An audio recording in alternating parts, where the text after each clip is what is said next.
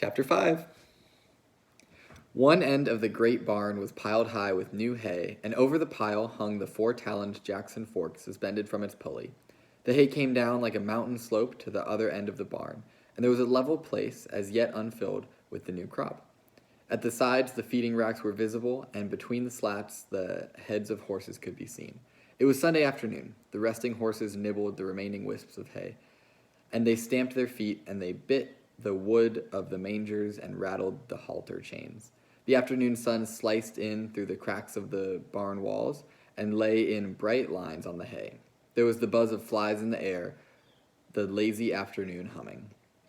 From outside came the clang of horseshoes on the playing peg and the shouts of men playing, encouraging, jeering. But in the barn it was quiet and humming and lazy and warm. Only Lenny was in the barn, and Lenny sat in the hay beside a packing case under a manger in the end of the barn that had not been filled with hay. Lenny sat in the hay and looked at a little dead puppy that lay in front of him. Lenny looked at it for a long time, and then he put out his huge hand and stroked it clear from one end to the other. And Lenny said softly to the puppy, "Why do you go get killed? You ain't so little as mice. I didn't bounce you hard." He bent the puppy's head up and looked in its face and said to it, "Now, maybe George ain't gonna let me tend no rabbits, and if he finds out you got killed." He scooped a little hollow and laid the puppy in it and covered it over with hay, out of sight, but he continued to stare at the mound he had made. He said, "This ain't no bad thing like I gotta go hide in the brush. Oh, no, this ain't. I'll tell George I found it dead." He unburied the puppy and inspected it, and he stroked it from ears to tail. He went on sorrowfully. "But he'll know. George always knows. He'll say, 'You done it. You don't try to pull nothing over on me.' And he'll say, 'Now, just for that, you don't get to tend no rabbits.'" Suddenly his anger rose. "Darn it," he cried. "Why do you gotta get killed? You ain't so little as mice." He picked up the pup and hurled it from him. He turned his back on it. He sat bent over his knees and whispered, "Now I won't get to tend the rabbits. Now he won't let me." He rocked himself back and forth in his sorrow. From outside came the clang of horseshoes on the iron stake, and then a little chorus of cries. Lenny got up and brought the puppy back and laid it on the hay and sat down. He stroked the pup again. "You wasn't big enough," he said. "They told me you wasn't. I didn't know you'd get killed so easy." He worked his fingers on the pup's limp ear. "Maybe George won't care," he said. "This here little dog wasn't nothin' to George." Curly's wife came around the end of the last stall. She came very quietly so that Lenny didn't see her. She wore her bright cotton dress and the mules with red ostrich feathers. Her face was made up, and the little sausage curls were all in place. She was quite near to him before Lenny looked up and saw her. In a panic, he shoveled hay over the puppy with his fingers. He looked sullenly up at her. She said, "What do you got there, sonny boy?" Lenny glared at her. "George says I ain't have nothing to do with you. Talk or nothing." She laughed. "George giving you orders about everything?" Lenny looked down at the hay. "Says I can't tend no rabbits if I talk to you or anything." She said quietly, "He's scared Curly'll get mad. Well, Curly got his arm in a sling, and if Curly gets tough, you can break his other hand. You didn't put nothing over on me about getting caught in no machine." But Lenny was not to be drawn. "No, sir. I ain't gonna talk to you or nothing." She knelt in the hay beside him. "Listen," she said. "All the guys got a horseshoe tournament going on, and it's only about 4 o'clock. None of them guys is going to leave that tournament. Why can't I talk to you?" "I never get to talk to nobody. I get awfully lonely." Lenny said, "Well, I ain't supposed to talk to you or nothing." "I get lonely," she said. "You can talk to people, but I can't talk to nobody but Curly, or else he gets mad.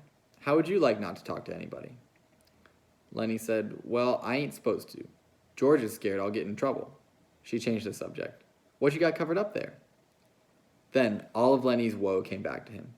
"Joe, my pup," he said sadly. "Just my little pup," and he swept the hay from on top of it. "Well, he's dead," she cried. "He was so little," said Lenny. "I was just playing with him, and he made like he was going to bite me, and I made like I was going to smack him, and I done it, and then he was dead." She consoled him. "Don't you worry none. It's just a mutt. You can get another one easy. The whole country's full of mutts." I ain't that so much, Lenny explained miserably.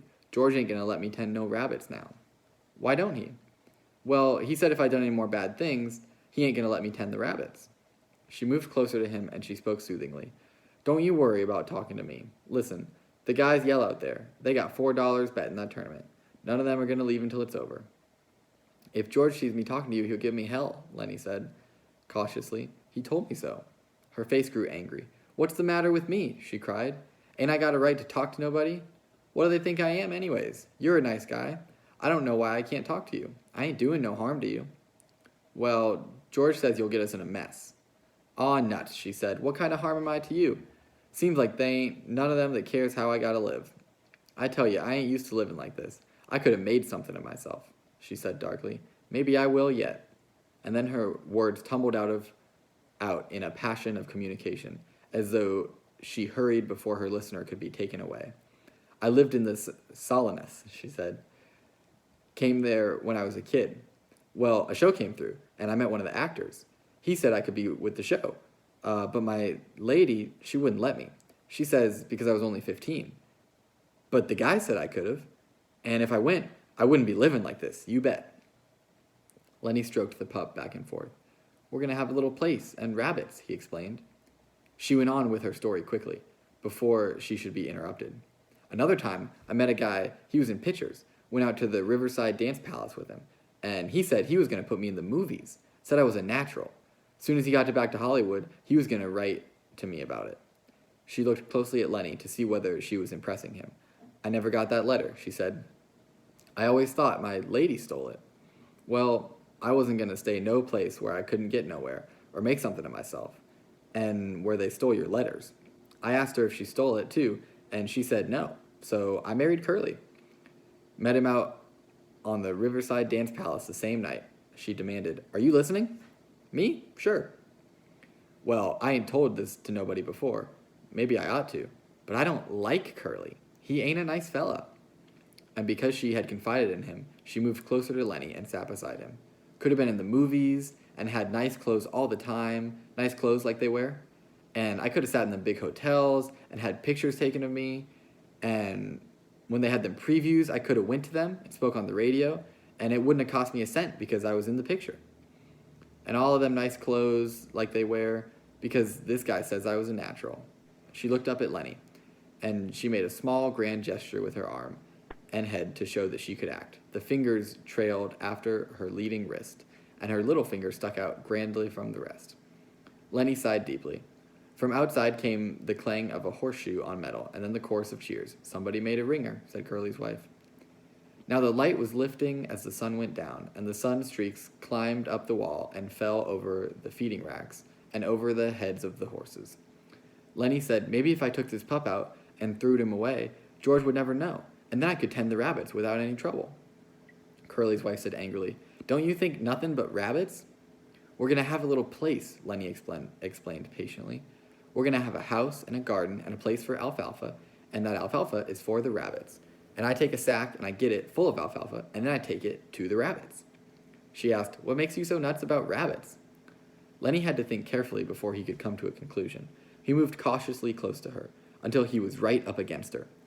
I like to pet nice things. Once at a fair, I seen some of them long-haired rabbits, and they was nice, you bet. Sometimes I even pet mice, but not when I could get nothing better. Curly's wife moved away from him a little. I think you're nuts, she said. No, I ain't, Lenny explained earnestly. George says I ain't. I like to pet nice things with my fingers, soft things. She was a little bit reassured. Well, who don't, she said.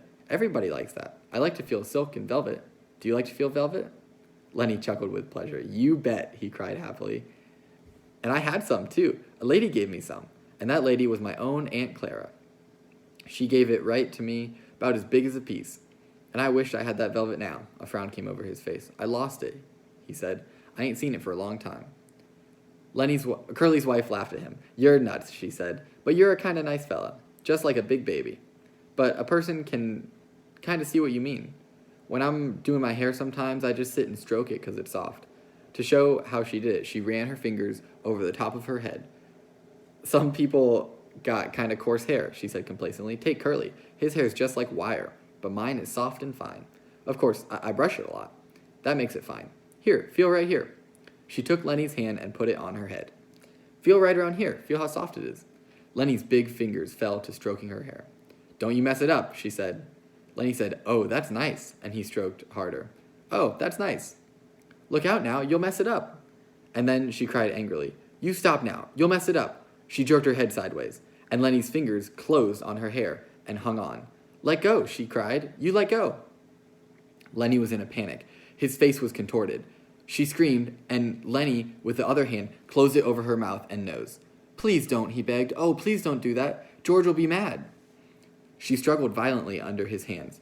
Her feet battered on the hay, and she writhed to be free. And from under Lenny's hand came a muffled screaming. Lenny began to cry with fright.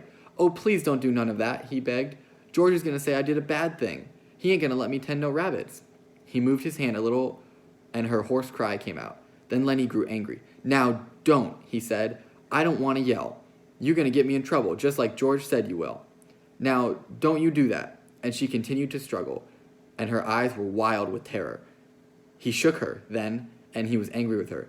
Don't you go yellin', he said, and he shook her. Her body flopped like a fish. And then she was still, for Lenny had broken her neck.